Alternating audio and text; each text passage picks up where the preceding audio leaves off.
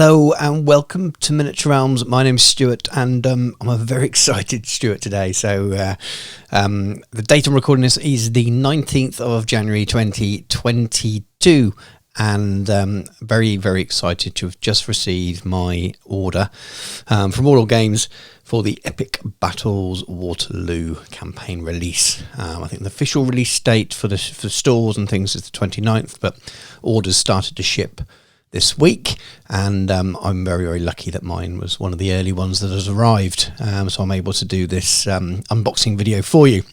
So as you can see from the picture on my gaming table there, I ordered the 2 starter bundle. There was lots of bundles available, so you can see there on the screen now that there's a mega bundle that was £508, which is pretty much everything in the release, including paints and things as well. Right across to the single starters at £90. That's what's basically a single army starter. It's slightly different from people familiar with the American Civil War release, where it was a battle in a box. They decided to go in a different route this time, and that those £90 boxes would just contain the one army.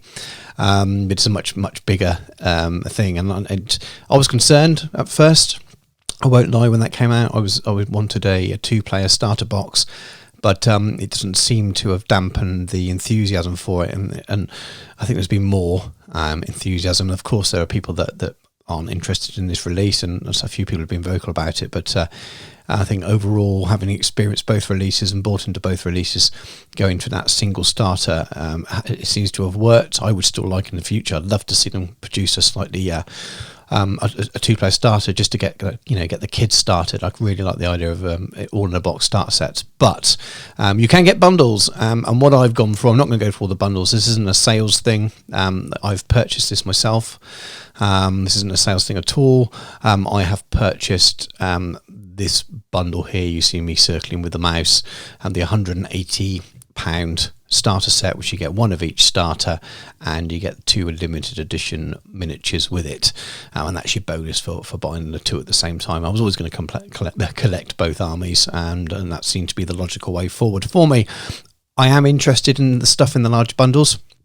I may well pick up some of the terrain as we go, but I wasn't quite sure at the time what campaigns I was going to do. I'm doing some Peninsula stuff, and I will be doing some Waterloo stuff as well, and I definitely won't need all of the stuff that's in all of the boxes, so I thought I'd be a little bit more circumspect this time and go for what is still a very large order. Now, that was my my birthday present. I ordered it back in November, but it was something that the wife had promised to get me for Christmas.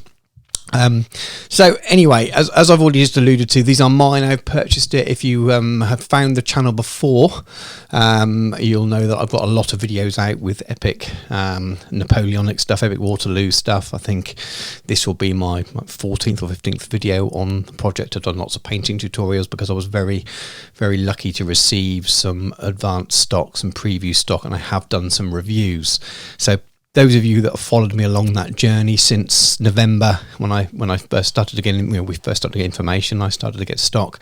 I will repeat stuff here. I'm going to be approaching this video from the point of view that people may come across this now because it's just about to come out and know nothing about it. So I'm going to kind of cover stuff that is already well known within the community, who are they're very excited and have already bought and paid up for this release, so to speak.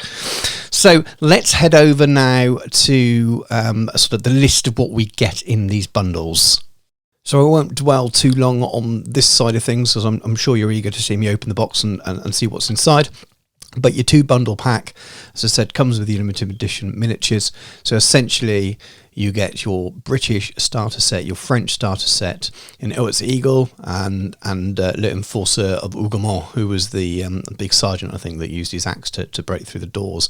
So what do you get in those? Well, if the easiest way to do that is just to click on the actual individual bundles itself, and it gives you a little bit of a breakdown. So you get 10 units of line infantry. So each sprue and we'll see in a moment, but it allows you to make a regiment of 9, and you get 3 units of 95th rifles, so you get effectively a stand of rifles on each, and they're 95th, but they can be used as any rifleman really. So the Royal American Rifles, so the 5th, 60th, and I've even painted mine up as King's German Legion. You get a unit of Heavy Dragoons, a unit of Scots Greys, a unit of Household Cavalry, a unit of Hussars, a unit of Light Dragoons, 16 artillery pieces, 9 brigade commanders, and you get a piece of terrain, so you get the Lebel Alliance MDF, and that's from Sarissa Precision. They seem to have partnered quite well with Warlord Games for these epic releases, and the American Civil War ranges were completed by Sarissa, and they eventually were able to buy them directly from Sarissa as well, and they expanded the range. That'd be good to look forward to. And you get a bespoke A5 softback black powder epic rule book, and we'll cover that a little bit as we open the box. And then for the French, we get 10 units of line infantry again, 3 units of skirmishing voltigeurs. This is slightly different to the 95th. These are individual skirmishing models rather than rifles in line. And again, we'll cover that as we open the boxes. A unit of cuirassiers, a unit of dragoons, a unit of carabiniers, a unit of hussars, a unit of chasseurs de cheval, a unit of lancers, 16 artillery pieces as well, 9 brigade commanders as well. Different terrain piece, obviously, so the Da Costa house, and then the same rule book as well. So let's get over and open up the first box. So here we go with the first box. I've decided to go with the French first. Now, as I've already alluded to a little bit earlier in the video, I've been lucky enough to have previews of all the miniatures inside. So I've done separate reviews for those. I'm going to pop a little link in now for the folder or the playlist with all of the videos. Some of them are tutorials and painting tutorials, and some of them are reviews, unboxings, whatever. And there's some project vlogs as well, because I've already started the process. But I thought, let's give you sort of a full unboxing as if you hadn't been following those along. So I'm sure there'll be many people that pick this up separately. Apologies for the glare a little bit there. So this is what you get, and if you're unfamiliar with what Epic Battles is for Warlord Games, Epic Battles is their own new scale, and it's 13.5mm to the eye, which means it's smaller than most of the modern 15mm ranges out there, but it does compare quite well with some of the old school 15mm out there, so like minifigs. I've got a couple of minifigs that I've ordered to use as generals, and they're almost identical in terms of scale. So there is some compatibility there, but not so much with your kind of your modern larger 15mm or your 18mm. They wouldn't work with AB, anything, things like that. So if you're familiar with historical wargaming, but not this, that's what they are. If you're not familiar with historical wargaming and you're here for a different reason, or this is something that's dragged you in, they're a really, really cost-effective way of building up large Napoleonic armies. Works out much cheaper than a lot of metal 15mm or 10mm miniatures. They're in strips, which may remind you of previous ranges from like Games Workshop for Warmaster, that kind of thing. And this range is pretty much all plastic as well. So as I said already, it's pretty cost-effective, and that's partly what's sort of interested me. I love the idea of big battles. This game is designed around using it with black powder, which is Warlord Games is kind of easy, fast play in many ways. Very relaxed, beer and pretzels, playing games with friends kind of rule system. Some people don't like it, so they see it's too simplistic. I think that it's very flexible, and with the additional rule books that you can get, which add flavour, give a good enough approximation of the periods that I used to play it myself. That's up to you. These miniatures can obviously be used with other manufacturers as well, other games rules as well. So I won't list on the back what it says, because we've already covered that in the video. So let's crack open the box and have a look what you get inside.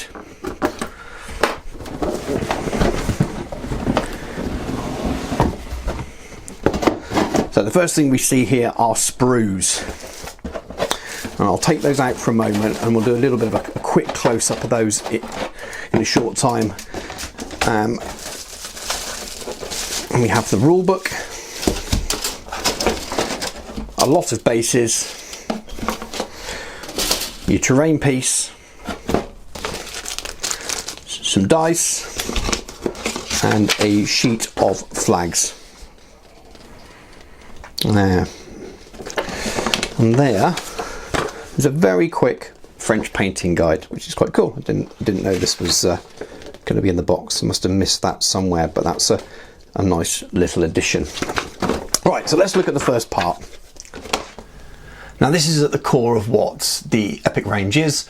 You get a frame and you get your frame of bases, and in the individual ways of building the army, so they have brigade boxes, you get 3 frames of this and 3 sets of these, and on the frames you get a bit of a mix, so you get enough line troops to make 1 regiment, 1 battalion, and then you get an officer, and you get 1 artillery piece, and in the case of the French you get 8 individual voltigeurs, and then enough bases to put them all on. So you've got your square bases, which you'll have 1 spare for your officer. You have 6 60 by 30 mil bases for your infantry, and you have, I think it's a 42 by 30 millimeter base for your artillery. Again, you can base them up differently if you wanted to, but I think the infantry strips fit on perfectly for those. So we'll move those to the side and have a little whiz through this frame for you. So in the descriptions, they're sometimes described as colonels, sometimes described as brigade commanders. I think generally you'll be using these as brigade commanders, which means you'll have more than you need if you're using the black powder rules, and that's the French one there. You have your artillery, so this is a 6-pounder gun. And it kind of fits together in 3 parts. You've got your gun, and then you've got 2 sides with your crew attached.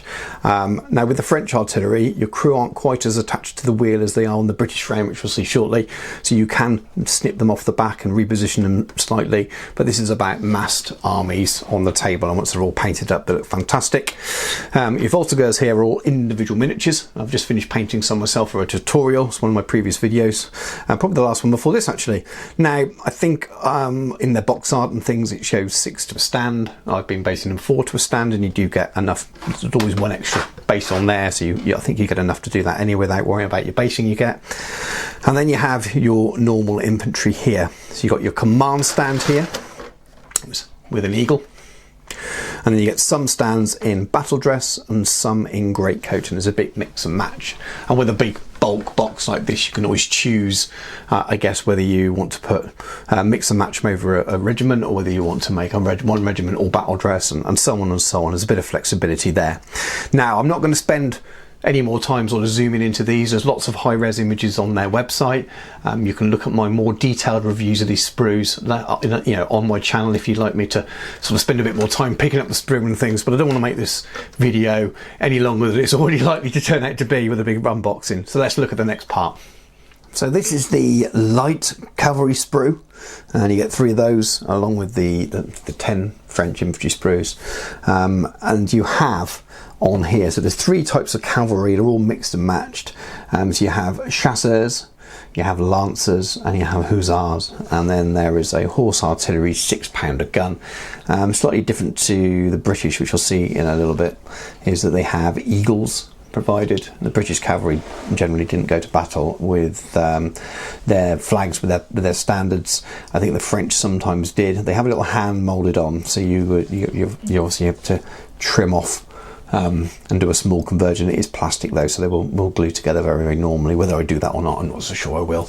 But these are your French light cavalry anyway, obviously provided with the same sprue of bases that you get with everything else, so you will have lots of surplus bases going on, especially the little square ones. And again, if you want a really, really close look at the high-res images on the website. There'll be images that have popped up on the screen throughout this review anyway. And then check out my review video of it, where you can see slightly closer, and I move the frame around a little bit more, but you get the idea of what's in the box. And here's the heavy cavalry sprue. Now this was given out free on War Games Illustrated, in the magazine that came out at the end of November, so it'll be December's issue. I know a lot of people have got their hands on these. These all the British, because it was at random depending on which one you got. I've done the review of these before, just like everything else, as you keep hearing me say throughout this video. So if you want a really, really close up look on those, go and have a look at that video. But you get cuirassiers, carabiniers and dragoons, and a 6-pounder gun, horse artillery again. So pretty cool, nice variety. So across the two the 2 sprues, you're getting 6 different types of cavalry, which no doubt many people will be repainting as different things and doing minor conversions on as well. So here's the French flag sheet, and this is the first time I've seen this up close. So while I've had review stock, it came unboxed, and the original stuff I got was pre-production as well, so it wasn't in the coloured plastic. I had some flags sent for the British, which is what I was sent originally, and they were printed in-house rather than at the printers as well. The print level was exactly the same, but this paper is slightly less glossy than the examples I had before. And when I was sent French, I didn't have a flag sheet at all, so this is the first time I've seen them up close, and they look pretty good. So you've got cavalry here, and they're all labelled up for you. So chasseurs à cheval, cuirassiers, lancers, dragoons, hussars, carabiniers, chasseurs à pied, and then you've got all your main infantry battalions here. Now these ones are labelled the 1st to the 15th, and then you have their 2nd, 3rd, 4th and 5th battalions. So I'm not up as well up with the French as I am with the British, but as far as I'm aware, that the regiment had a number of battalions, and the 1st battalion would have the eagle, and the subsequent ones would just carry the more plain banner. Correct me, and I'm sure you will if I'm wrong there. And then we have Young Guard, Imperial Guard. So you've got Guard regiment things, and we'll come back to that at the end of the video, because there are subsequent releases coming outside of this one, and I can sort of, there's been a blog release today actually, so we'll show the next wave releases. We don't have a date for them yet, but we'll show those. And then we've got more line infantry here. These were light, so I didn't make that clear. And then you've got Middle Guard. So you've got your young, your middle and your old guard as well. So you're well covered with that flag sheet. There's only one in the box. I still think there is enough to cover all of the stuff you've got in the box easily. And if you buy the subsequent brigade boxes, when you only get 3 frames, you'll still get a sheet of these. So if it's anything like the American Civil War release that I've bought heavily into, I've got lots of these now, and they seem to be more than enough to make mistakes and still have replacements, etc. And this I find quite interesting, the little painting guide. It's I'm a commissioned painter by trade, and there's lots of painting videos on the channel. Yeah, this is a really nice little thing. I'm sure I read there was one, but I've completely forgotten about it until I opened the box a moment ago. And I really like the idea that it sort of just gives you a basic idea. And this is using the Army Painter's dark tone and quick shade. I've been using contrast paints and zenithal, and I'll be interested in the Army Painter speed paints when they come out. But this is really good if you're new to Napoleonic era wargaming, or even if you're not completely new to the period. There's a lot of complexity with uniforms and things, and just little things like this about what colour to paint the little pom-pom things on the top of the shakos is just really, really handy. Will mean that at this scale that if you follow this, that you'll be accurate enough that you won't get too many button counters or grognards complaining too much, though I'm sure you will. But it's really nice, it's well presented, gives you an idea of how to paint the miniatures in a relatively simple way, and simple's all you really need with the hundreds and hundreds and hundreds of miniatures that you'll have in a project like this. So next up we have Le Enforceurs. Sorry about terrible accent there. I'm just obviously excited or something. So these are special edition miniatures. As far as I'm aware, they don't have any kind of use in the game. That's not really the way black powder works. I mean, in terms of, they don't have a special characteristic or something like that, which you may find with special characters in some other games, but they're just a nice thing to get. And they might be nice on a command stand, or to make on a marker or something like that, or just paint up for fun. But the sculpts look pretty good. Let's open up and have a slightly closer look. Slightly different blister pack than used to with Warlord. I like those. Warlord blisters have the tendency to all spill out in the box, and you open up your delivery box and they're all over the place. These are nice crisp sculpts. So these are metal. These are the only metal parts of the release as it stands, and they'll be a really nice little thing to paint up, whether they get used in game or not. Now for the final part of the box, and this is the bit that's interested me most as the part I haven't got my hands on so far, and that's how they presented the rules. So with the Epic American Civil War release, you've got your standard mini-sized black powder rulebook, like so, and then with it there was a small booklet which gave you some ideas about how Epic Scale worked with standard black powder, and black powder's scale agnostic anyway, so it doesn't matter too much, you can work things out, but it gave some suggestions about how many stands should be for a regiment and things like that, and it put a few stats in there, and there were some rules taken from the Glory Hallelujah supplement for American Civil War to add more flavour to the games, and there's a nice little booklet with a few scenarios in as well, and a few pages of kind of history, and I thought that's what they would do with this. I thought we'd get the same thing, and I thought this booklet, when I first saw an image of the cover, I thought that's exactly what it was going to be. But it's not. So what they've done is they've repackaged the standard rules. When we open the book in the moment, I think we'll find that they are pretty much the same, but it kind of makes it a bit more focused on black powder itself. So as pre-orders, you get them signed, which is very cool. So Rick Priestley and Jervis Johnson, as someone who started their gaming in the 90s with Games Workshop, I seem to be following Rick's rules writing around for the games I play more than any other writer. So it's really, really cool actually to have his signature in there. But it looks very much like your standard black powder rules, but they've just changed some of the headings and things, and they definitely changed the artwork. So when they talk about the army here, it's going to be different to the army in the other book, and I need a lot more time to digest this to see what the changes are, but it looks like the examples given, I imagine the text is identical from the standard rules. Sorry about the glare on the pages, but when he gives an example of a unit, it's given an example of a unit in relation to this game. So, and there is this is definitely different. This isn't in the standard rule book. It's talking about unit sizes, and they've replaced some of the stuff that's in there about frontages with about using the standard bases. And I just realised I misspoke earlier when I said 60 by 30 mil for the base sizes. Of course, they're not. They're 60 by 20 millimetre. It gives you an idea. So a large unit would be 5 bases, standard 4, and small is 3, which is predictable, I'd say, based on what you get in the box and on the frame. But yeah, very cool, very cool. So there's going to be little bits of that dotted in and out. Formations page, and that's obviously been updated. So what I may do is do a separate video with a side by side of the both rule books and do a bit of a comparison, and see how much is just text change and how much is just the examples given by the images, which I think what 90% of it will be. I imagine once we get past the first pages in the rules and we get into the deep of the rules here, which we are now, the major changes will be the images rather than the actual rules themselves, because they're, as I said before, they're rules agnostic. But it's really nice. It's really nice that you're not looking at things and saying, well, those pages about unit frontages just don't relate because I've got these new bases and things. So that's really, really cool. I'm not going to flick you through the whole book. But I may, as I said, do a separate video about it. All of the scenarios at the back are related to 100 days, which makes sense.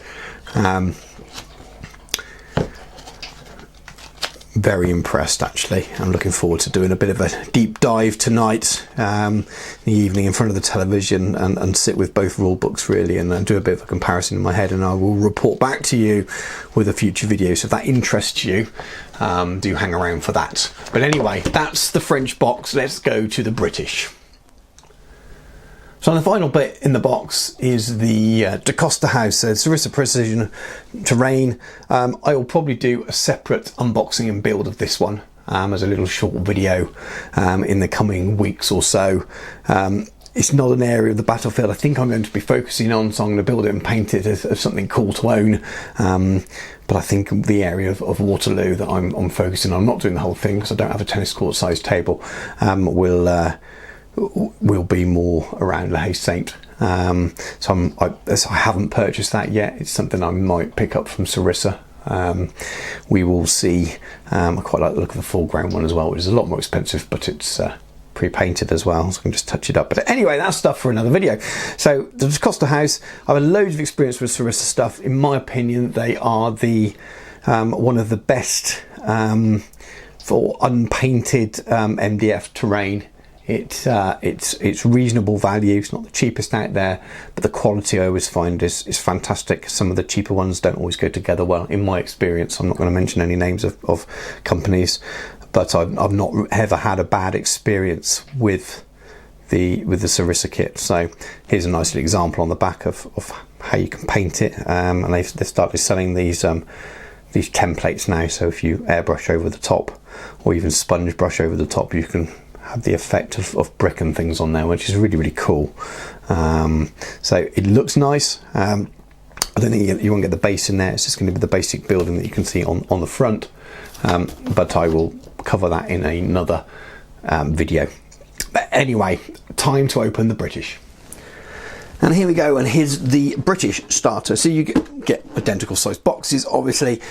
As I said with the previous, in the beginning of the video, I've covered what's in the boxes as part of a sort of general introduction, so I won't read you through all the things there now. It's essentially an identical kit, but with a British flavour rather than the French flavour of the other one. So we'll pop open the boxes.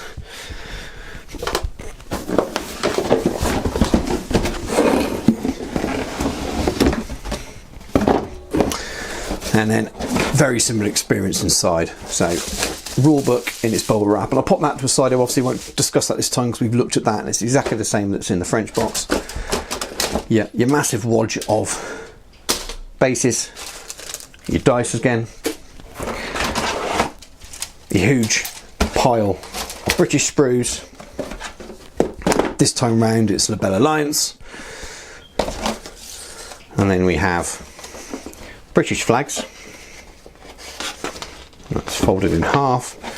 A British painting guide, and then the special edition figure with this one, if you bought it on the pre-order, would be the US Eagle, and looks a really nice model, just to paint as a mini vignette or something, and I probably will do something like that with him. But anyway, let's have a little closer look at everything.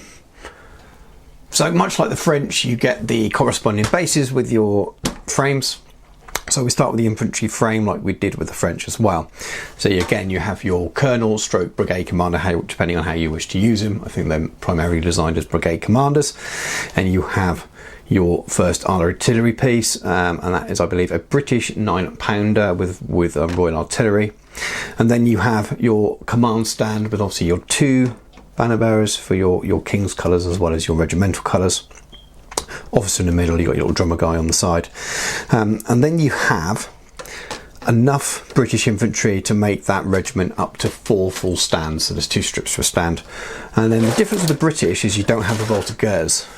What you have here are 2 strips of riflemen that they're described as 95th, and they're in line. And the reason they're in line is because at Waterloo, the rifles didn't really fight so much in skirmish, or I think more of the rifles ended up staying in battalion rather than going off and fighting in skirmish formation. And that's, some people have criticised that. I thought it was a bit strange when I first saw it. I think it's because it doesn't really fit the image you have of the 95th, which is of Sean Bean playing sharp. And if I had my choice, would I have done it differently? Maybe I would have. Maybe I'd have preferred the 95th to be skirmishing like the revoltigeurs on this frame. They are skirmishing on a future frame, and they come with the Highlander frame, which again we'll talk about at the end of the video about the stuff that's coming in the next wave.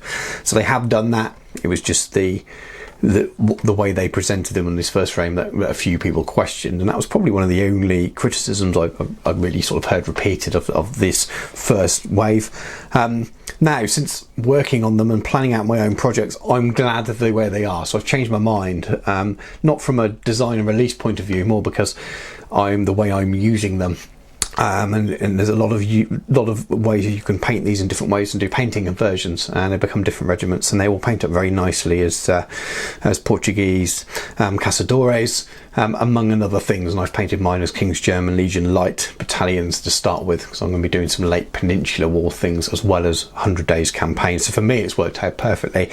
I can understand the question at the beginning, whether it's the right thing or not. Who knows? Who really knows? But I would have, if I was in charge, I'd have said, well, I'll just make them skirmishing on this frame. and done something else with the Highlanders later on. But I'm going to make use of them, and I'm very happy they exist as well, so take from that what you like. Again, if you want a really, really close look at these frames, well worth looking at the high resolution images on the Warlord's website. I mean, I can hold the frame up to the camera, you can also check out my reviews of them, which I do spend a little bit more time looking at them individually. And if you check out my painting tutorials on these, you will get a very, very close look at the miniatures, because obviously I'm zoomed in quite far doing a full tutorial. But that's the British infantry frame anyway. So next up we have the British Light Cavalry sprue. You get 3 of these in the box. So you've got Light Dragoons, Hussars in Busby hats, and Hussars in shakos, all on the frame. It's a bit of a mix amount. If you look at the pictures, that they would suggest 5 miniatures to one of these 60 by 20 millimeter bases. You could put a few less on if you wanted. You could probably go down to 4 and it wouldn't look ridiculous. You'd have to trim the knobs off the bottom because they won't fit into the holes, but it's definitely feasible, and I've seen people do it as well. You get a 6-pounder horse artillery. And then there's no commander, so to speak, on this sprue. He's just another miniature, and I believe a light dragoon. So really nice sculpts. Again, if you want a really, really close look at them, check out the website. Check out my review of them when I pick them up and kind of zoom in a little bit closer. Very, very nice miniatures, and they seem to scale. The cavalry especially seem to scale very well with things like minifigs and things like that. But yeah, again, a warning around, they're not kind of modern day 15 or 18mm miniatures. They are that little bit smaller. And this is the heavy cavalry sprue. So again, 3 of these in the box. You've got heavy dragoons, household cavalry, and you've got Scots Greys, as well as a 9-pounder Royal Horse Artillery rather than the 6-pounder that you get with the light. So again, a bit of a mix in numbers. So a sprue on their own, you might not be able to make a full stand of any particular type. I think you have enough dragoons to do it, but not enough of the Scots Greys, I believe, off the top of my head. But they're a bit of a mix on there. Again, if you want a kind of real close look at the miniatures, I'm trying to keep them there so you can't see them on screen anyway. But if you want a real close look at the miniatures, look at the high res images on the website. I've popped images up as we've been going along anyway. And then check out my review as well, my individual sprue reviews, when I go into a little bit more detail. But I think they're really, really nice. I think they've got a little bit of soft detail on their chests. And what I mean by that is, as you can see where the detail has been focused on the side-on views rather than the front.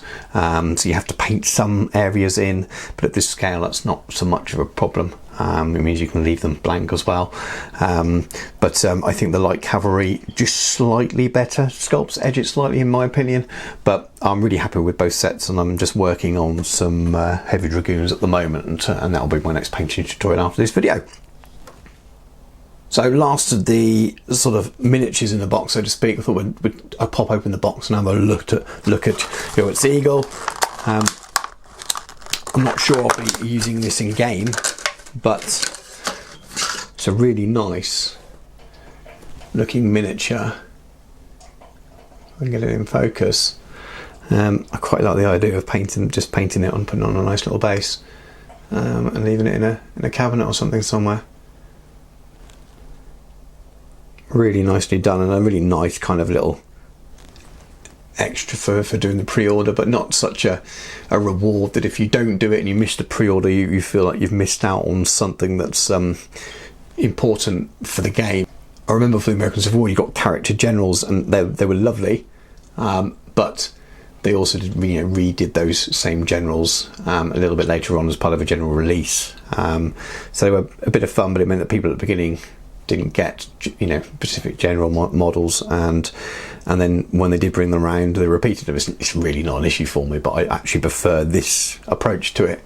When you get something that for a sort of special edition release, you get something that's not game dependent, so to speak, and hopefully they'll bring some generals out in the coming months as a future wave.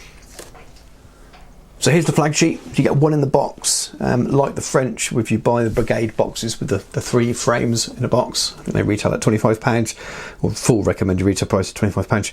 You'll get one of these anyway, so if you're like many people and you buy additional units, then you'll get lots of additional flags.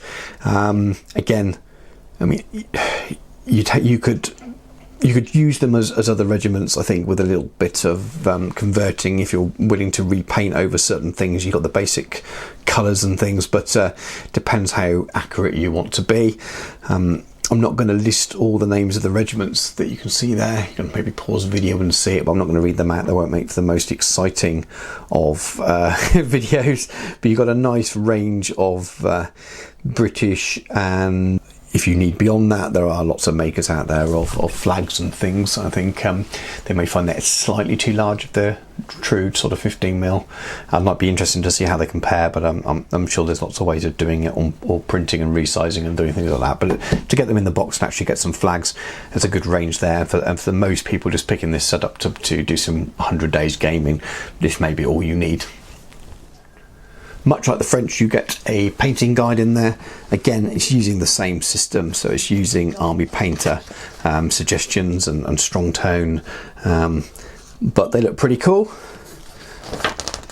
This is handy, especially if you're not familiar with the way British regiments work. So it talks about their facings. So at this scale, you're talking about their collars a little bit, but again, they're quite small. Having painted them, they're quite small. You may end up not painting them in, but you're mainly talking about the cuffs on the miniatures here, and the facing colours. And these are the colours that were essentially used by lots of different regiments. So if you paint some with blue, you can see all of these different regiments that use blue. You know, some real purists out there would say, well, it's not the same blue and the different shades and things like that, and that may well be the case, but again, for me at this scale, and I'm sure for a lot of gamers, that would be perfect. And if you check out, I think it's my vlog number 3, I talk a little bit about how I'm converting the flag poles as well, so that I can make the flags removable, and then, heaven forbid, people don't like this, but you could paint some regiments up with these generic colours and then just switch the flags over to represent different regiments at different times and different battles and things like that. And I will be doing that with some, but probably not all. But it's really, really nice to have that in there and just have this quick reference there for the facings. There's a little basic outline on the back about how they've gone around painting the troops for the studio armies, I believe. So all good stuff. And the final part of the box, so again, Sarissa Precision. You get the Waterloo Bell Alliance terrain kit, and again, really, really kind of iconic building. This it will be really fun. I'm going to have fun painting and owning it, even if it doesn't appear on my battle table, because my battle table is not big enough. But there will be a future video where I open this up and I build it and talk you through how I went about it, and maybe paint it as well and turn that into a little video. So I will save that for more detail. But all I can say is that I definitely recommend Sarissa Precision kits from my previous experience. They are they do what they say on the tin, so to speak, if you're going to pinch another advert's tagline. But really cool. So what I'm going to do, just before I end the video now, they've just released a blog today of the next wave, or details about the releases in the next wave, so the Highlanders and the Old Guard, etc. So I thought I'd just discuss that. So if you're, again, new coming to look at this now that the game is being released and hitting the shops and things, and you're finding this video for that reason, you may not be aware. You may be saying, well, where are the Highlanders, where are the Old Guard, where's this, where's that? And some of those things are covered in that release as well. So I thought would have a little look at that webpage, and I can just give a little bit more information to those people who are unaware of it. So here we have the Warlord community blog page, essentially. They use this as a way of sort of some deeper delve articles and things like that, and talk about upcoming releases. And today, on the 19th of January 2022, just as orders are going out, and as I say, the first orders might beginning to arrive with people for the first wave, they announced that the next wave will be available to pre-order on the 21st. Now they've already sort of shared what's coming in these boxes, but this is the first time we've seen the box art, so to speak. And the first time we've sort of seen a bit of a write-up around them, so I'm not going to read it to you. But there's a nice sort of write-up on the Highland regiments. So that's the first thing. So the British and Highlanders and Riflemen. So there's a nice little write-up on those. Your pictures of the painted miniatures, which looks fantastic. So you have the 42nd, the 92nd, and the 79th, which are the Highland regiments. And it talks about skirmishing Royal, 95th, which I talked about a little bit earlier about the differences between those initial infantry sprues between the French and the British, and that the British didn't have skirmishing rifles. They don't have any skirmishing light troops at all until this. Looking at the strips of rifles that I've had, I think barring the actual rifles themselves with their slightly longer saw bayonets, you can get away with painting them as light troops, painting them with red coats. I know people will be cursing, but these miniatures are very small, and once you've painted them a certain way on the table, you could use them as just regular light troop skirmishing if you wish so. Whether you have enough to do that, I don't know. We will see. And then the difference here, the artillery you're getting 5.5 inch howitzers, so it's a different gun on this frame. So even if you didn't want the Highland regiments, you're definitely going to be wanting some howitzers and some riflemen, and you get the different brigade commanders. So I'll definitely be pre-ordering this. The only thing I'll say, and I'm sure a lot of people will say it, and I'm not sure there's anything Warlord can do about it, because the ways that the sprues are designed, they want to squeeze as much different stuff on the plastic frame as possible, because it's very expensive to produce a plastic frame, is that people might want a few more rifles in skirmishing formation and a few more howitzers, but they won't want to be repeating too many Highland regiments. If I believe, someone tell me if I'm wrong, but I believe at Waterloo these are the only 3 Highland regiments that would have been that were at the battle. So you may not want any more Highland regiments, but in order to get more of the other stuff below, you may have to purchase that box.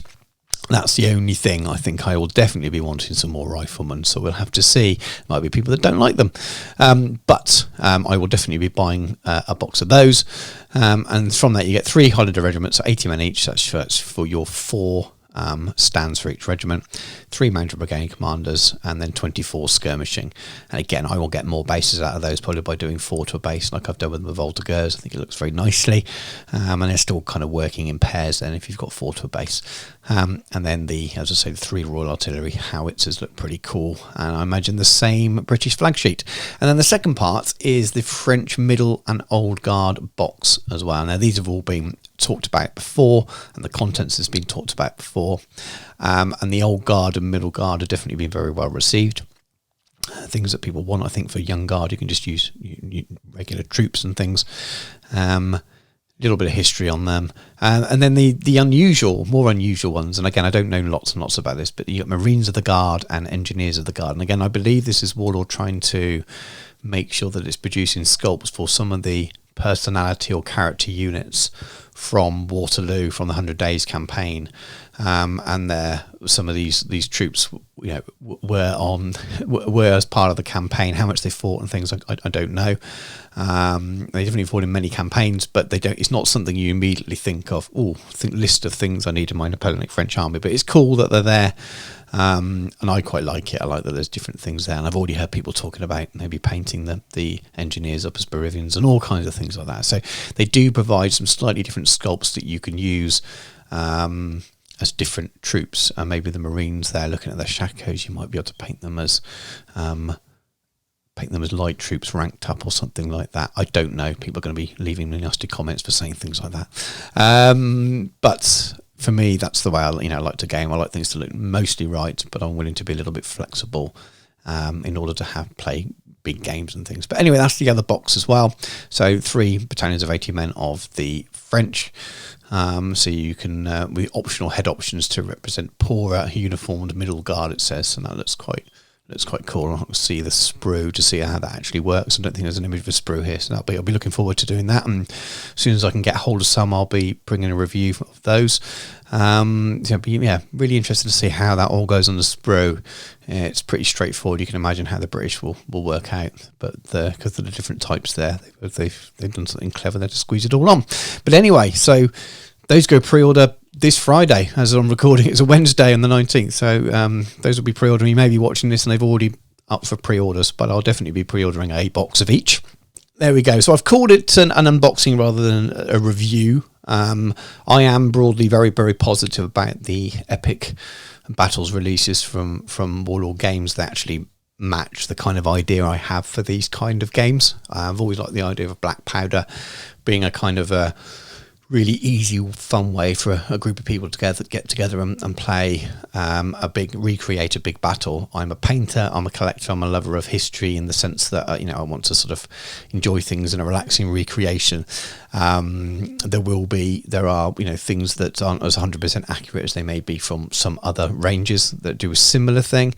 But they definitely don't get this kind of miniatures on the table as cheap, and you definitely don't get these ranked up strips in a way that you would only really compare to, say, 6mm troops or GW's old War Master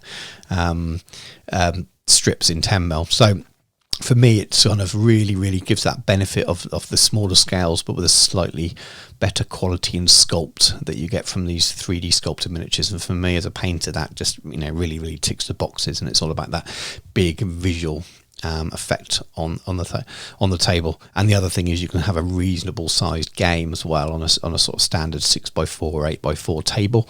Obviously, if you want to fight the big battles, you still need a large table. The frontages of these units, especially if you're using 4 stands for regular and 5 for large, are still large. They're not an awful lot smaller than 28mm, but you've not got 24 men representing a regiment. You've got 80 or 100, and even if you play 3 stands for a small regiment, there's still 60 men representing a regiment, 60 models rather than, say, sort of around the 24 mark or something like that. And for me, that's the key, is that visual change. And if I want to refight the whole of Waterloo, then I'd be looking at 6mm or smaller. And for me, as much as I like the idea of doing that, I do like the connection with the miniatures.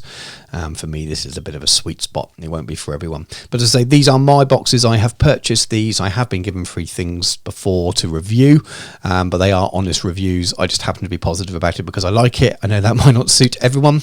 There are some people out there that aren't a fan of Warlord as a company or of this release, and that's fine. You go and you play the miniatures rules you want to, and you play with the miniatures you want to. That's really cool. We've got, in this historical gaming community, in fact in this war gaming community, we have a wide range of choice, and that's the best thing really. And we can all do the things we want. But anyway, if you are new to the channel, this is the first time you've found the channel because of this review, it is worth checking out the other things on the channel. Lots and lots of epic battles stuff, whether that be American Civil War or Waterloo. If it's piqued your interest and it's something that interests you, I focus on it fairly heavily on the channel, so hopefully there'll be lots and lots of videos on there that you might like. I think this video is the 100th video in about 9 months or so. I've been doing this just over 9 months, so there's the 100th video on there. So maybe give us a subscribe, give the video a like. Pop in the comments what you think about the release. If you don't like it, pop in the comments why not. It's you're quite entitled to your opinions, and I'm not. I don't get upset with people who don't like it. I'm just saying that I do, and it will definitely suit a number of people. But anyway, thanks for watching. Think about giving us a subscription and a like, and I will catch you soon.